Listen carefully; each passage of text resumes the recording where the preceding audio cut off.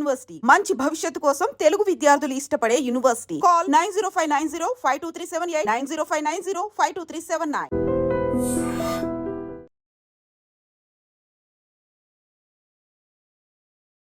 విశాఖలో తీవ్ర సంచలనం రేపిన సగం కాలిన మహిళ మృతదేహం కేసును భీమిలి పోలీసులు ఛేదించారు.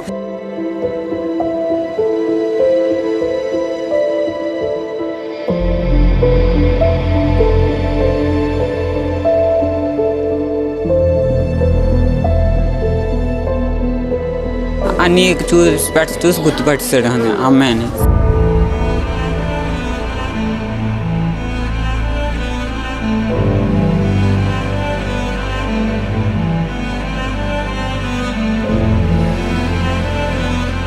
అంతే మా పిల్లకి లో బీపీ ఉంది, అందువల్ల అనుకొని నేనేమో అదే గల అనుకుంటాను అంతే, మరి ఇంకేటి చెప్పలేదు.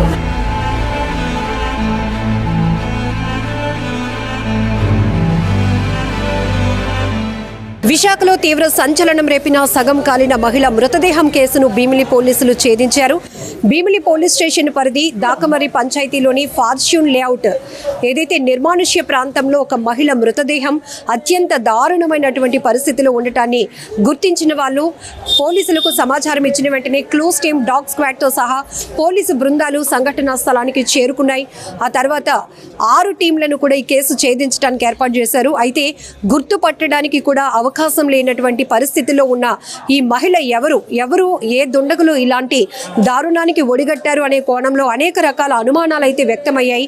ఆ కోణంలోనే తీవ్రమైనటువంటి విచారణ చేసినటువంటి పోలీసులకైతే గనక ఆమె మృతి చెందినటువంటి మహిళ మారికవలస రాజీవ్ నగర్ కాలనీకి చెందినటువంటి వివాహిత వెంకటలక్ష్మిగా గుర్తించారు. ఆమె భర్త 2015లో చనిపోయారంట. 2 మగపిల్లలు ఉన్నారు, ఒక బాబు. ఈరోజు ఒక ఎగ్జామ్కి వెళ్లాల్సి ఉంది, డిగ్రీ చదువుతున్నాడు. కానీ తల్లి ఇలా దారుణంగా హత్యకు గురి కావటం వల్ల అబ్బాయి కూడా రోధిస్తున్నాడు. చిన్న బాబు మొన్నే 10th ఎగ్జామ్స్ రాశాడు. ఒకవైపు 10 ఏళ్ల క్రితమే నాన్నను పోగొట్టుకున్న 2 పిల్లలు ఇప్పుడు తల్లిని కూడా అత్యంత దారుణమైన పరిస్థితిలో తల్లిని కూడా హత్య చేయడం వల్ల ఎవరో ఇప్పుడు తల్లి ప్రేమ కూడా మేము దూరం అయిపోయాం, అనాథలం అయిపోయాం అంటున్నారు. ఒకసారి బంధువులైతే గనక కేజీహెచ్ మార్చరీ దగ్గరికి చేరుకొని మొత్తం అందరూ రోధిస్తున్నటువంటి పరిస్థితి కనబడుతోంది. ఎందుకు ఇలా జరుగుతోంది కారణాలు ఇంకా తెలియదు, కానీ ఈ దారుణ హత్యకు ఒడిగట్టిన ఆ వ్యక్తి ఎవరు అనేది కూడా పోలీసులు ఇంకా మీడియా ముందు పూర్తి సమాచారం ఇవ్వబోతున్నారు. అయితే బంధువులతో ఒకసారి మాట్లాడదాం. అమ్మ, మీరు ఏమవుతారమ్మా? అక్కండి, వాళ్ళ సిస్టర్ నండి. ఎప్పుడు తెలిసింది మీకు? మాకు ఈరోజు తెల్లవారు తెలిసింది మేడం, ఇలా చనిపోయిందని విషయం తెలిసింది అంతే. ఎలా తెలుసుకున్నారు అది మీ అక్క అని చెప్పేసి? మా అక్కని అంటే పిల్లలు ఎంక్వైరీ చేసి చూస్తే పిల్లలు పోలీసారంట మేడం. బాబుని తీసుకొని వస్తే మా మమ్మీ ఇదే బాడీ అని చెప్పారంట. ఒక చెప్పులు డ్రెస్ పెట్టి పోలీసారంట. మరి మేము కూడా చూడలేదు మేడం, మేమేమీ చూడలేదు అసలు. డైరెక్ట్గా అక్కడి నుండి ఇక్కడికి వస్తాం అంతే. బాడీ ఎక్కడుందో కూడా మాకు తెలియదు. ఇప్పటికే తండ్రి లేని పిల్లలు ఆ తల్లి ఏదో చూసుకొని వస్తుంది అనుకుంటే, కానీ ఇప్పుడు ఇంత దారుణమైన మరి ఎంత అది న్యాయం ఇంకేం కోరుతాం? ఆ పిల్లల జీవితం పోయింది, ఇంకేంటి? తండ్రి లేడు, తల్లి లేదు. ఆ పిల్లలు ఏం పరిస్థితిలో ఉన్నారనేది మీకే తెలుసు. అది పిల్లలు గవర్నమెంట్ ఎలా ఆదుకుంటుందో అది మీరే చెప్పాలి మేడం. అది ఎక్కడికి వెళ్తున్నాను అని చెప్పారు? ఏదైనా జాబ్ చేస్తున్నారా? జాబ్ కాదు మేడం, వీవింట్లోకి వెళ్తుంది మేడం. అంటే ఎల్లు వస్తుందని చెప్పిందంట పిల్లలకి అంతే.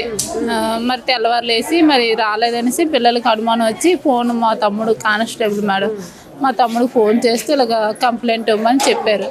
అంటే మొన్న ఇంటి నుంచి ఏదో ఫంక్షన్కి వెళ్ళి వస్తాను, మీరు భయపడకండి అని పిల్లలకి చెప్పిన వెళ్ళిన ఆ తల్లి నిన్నంతా రానప్పటికీ ఏమైనా పిల్లలు మీకు ఏమైనా లేదు మేడం, చేయలేదు మేడం. వాళ్ళు 9 to night వచ్చేస్తారా అని చెప్పారండి. 9కి వెళ్తాను, మళ్ళీ నైట్ 9కి వస్తా ఉన్నారు. 9కి రావడం పిల్లలకి గాబరా పడి వాళ్ళు ఏంటంటే 8:30 అంటే ఆ ప్రాంతంలో పోలీస్ కంప్లైంట్ ఇవ్వడం జరిగింది అంతే. ఎందుకు ఎవరి మీదైనా అనుమానం ఉందా ఇంత దారుణంగా చంపడానికి? అదంటే మరి ఏంటంటే వాళ్ళకి పిల్లలకి తెలియాలా, మనం అంటే మనకు తెలియదు. అదేదైనా ఖచ్చితంగా వచ్చే, అది మాత్రం వచ్చే. కానీ ఏంటంటే కఠినంగా శిక్షించాలి. వాళ్ళు మాత్రం పిల్లలు అనాథలు అయిపోయారు. వాళ్ళు ఏంటంటే ప్రభుత్వం ఆదుకోవాలి, అది మేము కోరుకుంటున్నాం. ఇంకేంటి మా తల్లి తండ్రి పిల్లలకి అన్ని చూసుకోవాల్సింది, ఒకవేళ ఇద్దరిలో ఒక్కరు లేకపోయినా ఇంకొకరు చూసుకుంటారు మేడం. పరిస్థితి కాబట్టి వాళ్ళు మీరు ఆదుకొని చేసుకొని వాళ్ళని తీవ్రంగా ఆ తల్లిని చేసిన వాళ్ళని తీవ్రంగా శిక్షించాల. అది మా అంటే నాన్న మీరేం భయపడకండి, నేను ఊరు వెళ్ళి వస్తాను అని చెప్పి వెళ్ళినటువంటి తల్లి చివరి చూపు కూడా చూసుకోలేనటువంటి పరిస్థితి అయిపోయింది. ఆఖరికి చనిపోయినటువంటి మృతదేహాన్ని కూడా చూసే సాహసం ఎవరు చేయలేకపోతున్నారు. తీవ్రంగా కాలిపోవడం వల్ల ఆల్రెడీ పోలీసులు నిన్న ఈ గుర్తు తెలియనిటువంటి మహిళ ఎవరు అనే కోణంలో అక్కడ క్లూస్ టీమ్ ఆధారాలు సేకరించి తర్వాత మీడియా ద్వారా కొన్ని ఫొటోస్ రిలీజ్ చేశారు. అది 2 కాళ్ళకు వెండి పట్టీలు ఉన్నాయి, బ్లాక్ కలర్ హై హీల్స్ చెప్పులేసి ఉన్నాయి, అలానే nail polish purple colour nail polish పెట్టుకుని ఉన్నారు.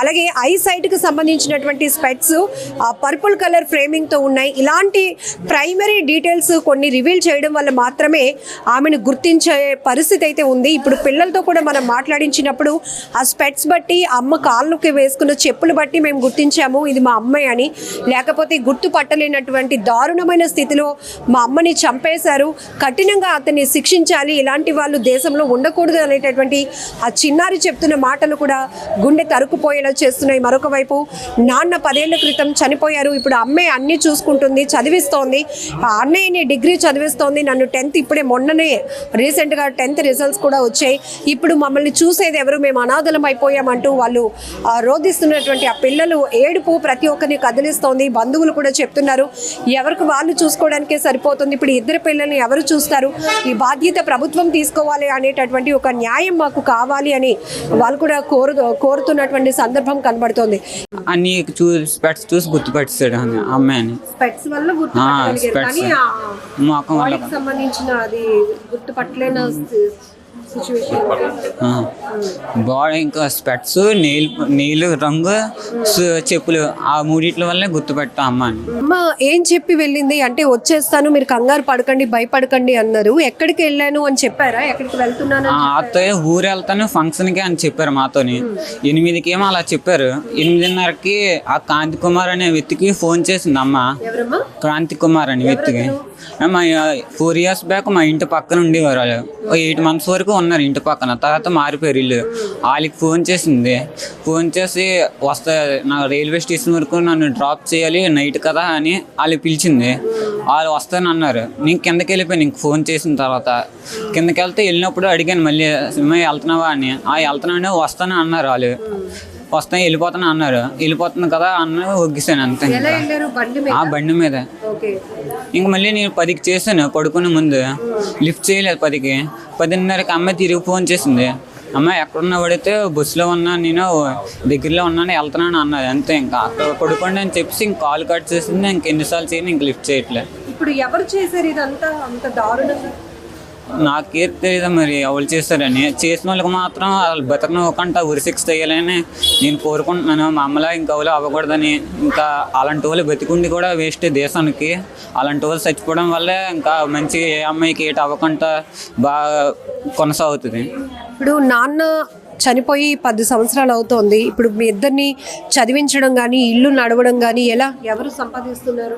అమ్మ ఒకదాయే. మాయ అమ్మ 4 years 2 years అవుతుంది జాబ్ మనిషి నారాయణ కాలేజ్లో రిసెప్షన్. అది చేసింది. వర్క్ ఎక్కువ ప్రెషర్ ఉందని నారాయణలో మానేసింది. ఇంకే జాబ్కి వెళ్ళే. ఫంక్షన్ ఇంకా మా నాన్న ఫంక్షన్ మాయ 2000 అలా పంపించేవాడు ఇంటికి. జాబ్ డాక్యాడు. దానివల్ల ఫంక్షన్ వచ్చేది దానివల్ల. దాంతో అలా సాగిపోయింది. మా అమ్మ ఒకదా మరి ఆధార్. ఇప్పుడు మీ ఇద్దరు పరిస్థితి ఏంటి నాన్న? అమ్మ కూడా లేరు, ఇప్పుడు నాన్న ఎప్పుడో చనిపోయారు. ఇప్పుడు ఏంటి అన్నయ్య పరిస్థితి, మీ పరిస్థితి? నాకైతే 2 మంది ఉన్నారు కాబట్టి నాకు భయం లేదు. ఎలా అవ్వాల్సింది అవ్వాలని కొని ఇంకొగ్గిసాను. కానీ మరి గవర్నమెంట్ ఏదైనా మా కోసం ఏదైనా చేస్తే మరి చేయాలి. అమ్మా ఏమవుతారు మీరు వెంకటలక్ష్మికి? తల్లినమ్మా. ఎప్పుడు తెలిసింది మీకు ఇలా జరిగిందని? ఇవాళ చేశారు మా అబ్బాయి మా అక్కకి బాగోలేదమ్మా అన్నాడు. అంతే మా పిల్లకి లో బీపీ ఉంది, అందువల్ల అనుకొని నేనేమో అదే గల అనుకుంటాను అంతే. మరి ఇంకేటి చెప్పలేదు. బయలుదేరమ్మా అక్కకి బాగోలేదని అన్నాడు అంతే. అది ఇక్కడ వరకు వచ్చిన దాకా నాకు తెలియదు. ఇక్కడ నేను కేజీస్ అంతే కేజీస్ అన్నాడు. ఎందుకంటే అక్క ఇక్కడే జాయిన్ చేశారు అన్నాడు అంతే. ఏంటి తెలియదు నాకు. ఎందుకు ఇంత దారుణంగా చంపేశారు? ఎవరు ఏమైనా అనుమానం? ఏటి మాకు తెలియదమ్మా, ఆ విషయాలే తెలియదు. ఆ పిల్లవారు ఇంకోసారి తప్ప మాట్లాడడం కష్టం సుఖం మంచి చెడ్డ అడుగుతాం. మీ పిల్లలు బాగనరమ్మా, మీరు బాగనరమ్మా, అంతే బాగనమమ్మా అంతే తప్ప ఇంకెవరితోటి ఏంటి చెప్పలేదు. ఏమి చేయదు, ఎవరులేమందు ఇరుగు పొరుగున్నారు అలాగే తెలిసిందమ్మా. మేము ఆ ఇంటికి పండుగ పొన్నానికి వస్తుంది, మేమేదో వెళ్తే చూడడానికి వెళ్తాం వస్తాం అంతే తప్ప ఇంకేటి మాకు తెలియదు తల్లి. ఎవరు నాకు ఎదురుగా ఖరీదించారు, అది ఏమి చేసింది, అదేటి చేశారు. వాళ్ళిద్దరు పిల్లల పరిస్థితి మీకు తెలియదే వాళ్ళు తల్లి. వాళ్ళు దిక్కు మలాలైపోండ్రు. ఆ తండ్రి లేడు, ఆ తల్లి లేదు. మేమన్నామమ్మా ఏడు చేస్తామమ్మా, వాళ్ళు తీసి తెచ్చుకోగలమా తల్లి? వెంకటలక్ష్మి తల్లి ఎవరైతే ఉన్నారో పాపం ఆమె హెల్త్ కండిషన్ కూడా బాగోపోవడం వల్ల బంధువులు ఎవరు కూడా తనకి బాగాలేదు, పాపకు బాగాలేదు, కేజీహెచ్కి వెళ్దామని తీసుకొని వచ్చారు. కానీ మార్చరీ దగ్గర బంధువులు ఆ పిల్లలు కూడా ఇక్కడికి వచ్చి వాళ్ళు రోధిస్తున్న తీరు చూసి ఒక్కసారిగా నాకు గుండెలు అదిరిపోయాయి అంటూ ఆ తల్లి కన్నీళ్లు పెట్టుకుంటోంది. ఇప్పటికే భర్త లేకపోయినా కూడా ఇద్దరు పిల్లల్ని తను ఏదో పని చేసుకుంటూ పోషిస్తోంది. కానీ అత్యంత దారుణంగా నా కూతుర్ని పొట్టన పెట్టుకున్న వాళ్ళని ఎవరినైనా వదలొద్దు అంటూ ఆమె పోలీసులను వేడుకుంటూనే ఆ ఇద్దరి పిల్లలకి కూడా ఒక దారి చూపించాలంటూ ప్రభుత్వాన్ని వేడుకుంటున్నటువంటి పరిస్థితి. పూర్తిగా విషాద ఛాయలు అలముకున్నాయి. ఒక్కసారిగా అంటే ఆమె వయసు 35 సంవత్సరాలు ఉంటుందని వాళ్ళ రెండో అబ్బాయి కూడా చెప్తున్నాడు. నిన్నైతే కనుక బాడీ కండిషన్ చూస్తే 25 సంవత్సరాల వరకు ఆ వయసు ఉన్నటువంటి మహిళ మృతదేహంగా అయితే పోలీసులు చెప్పారు. కానీ కేవలం ఇక్కడ ఆమె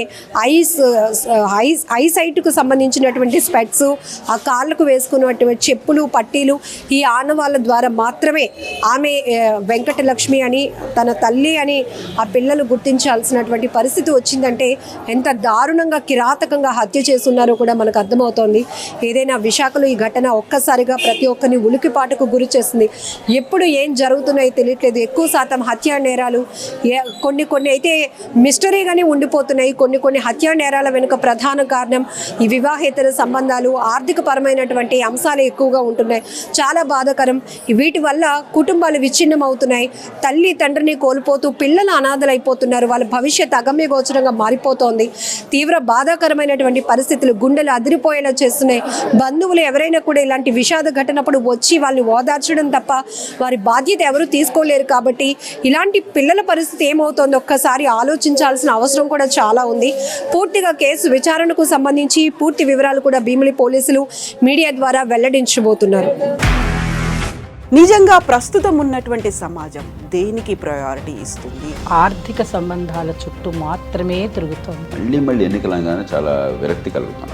మంచి అనిపిస్తుంది కదా, లేడీస్ కూడా ఛాలెంజింగ్ జాబ్స్ చేసినప్పుడు చాలా బాగుంటది. ట్రాఫిక్ అసిస్టెంట్స్ గా నియమించిన ట్రాన్స్జెండర్స్ అందరితో సాల్యూట్ చేయించుకుంటున్నారు. ఫుడ్ డెలివరీ ఇవ్వటానికి వెళ్ళినటువంటి డెలివరీ బాయ్ అనిల్ పై కళ్ళ ముందు